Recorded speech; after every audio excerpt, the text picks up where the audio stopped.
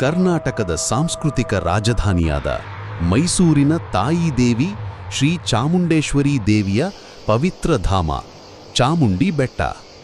ಪುರಾಣಗಳಲ್ಲಿ ಪ್ರಸಿದ್ಧವಾಗಿರುವ ಕಥೆ, ಮಹಿಷಾಸುರ ದೈತ್ಯನ ಅತಿಕ್ರಮಣದಿಂದ ಭೂಮಿ ನಲುಗುತ್ತಿದ್ದಾಗ ದೇವತೆಗಳ ಶಕ್ತಿಯಿಂದ ಜನಿಸಿದ ದುರ್ಗಾದೇವಿ ಅವನನ್ನು ಸಂಹರಿಸಿ ಮಹಿಷಾಸುರ ಮರ್ಧಿನಿ ಎಂದು ಪ್ರಸಿದ್ಧರಾದರು. ಇದೇ ದೇವಿ ಇಂದಿಗೂ ಚಾಮುಂಡಿ ಬೆಟ್ಟದ ಶಿಖರದಲ್ಲಿ ಆರಾಧ್ಯ ರೂಪದಲ್ಲಿ ನೆಲೆಸಿದ್ದಾರೆ. ಹೊಯ್ಸಳರ ಕಾಲದಲ್ಲಿ ನಿರ್ಮಿಸಲ್ಪಟ್ಟ ಈ ದೇವಾಲಯವನ್ನು ವಿಜಯನಗರ ಸಾಮ್ರಾಜ್ಯ ಹಾಗೂ ಮೈಸೂರು ಒಡೆಯರು ವಿಸ್ತರಿಸಿ ಅದ್ಭುತ ಗೋಪುರವನ್ನು ಕಟ್ಟಿಸಿದರು.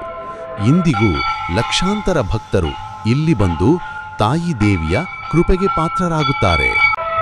ಚಾಮುಂಡಿ ಬೆಟ್ಟದ ಆಕರ್ಷಣೆಗಳಲ್ಲಿ ಬೃಹತ್ ನಂದಿ ಪ್ರತಿಮೆ, ಮಹಿಷಾಸುರನ ಶಿಲ್ಪ ಹಾಗೂ 1000 ಮೆಟ್ಟಿಲುಗಳ ದಾರಿಯೂ ಪ್ರಮುಖ.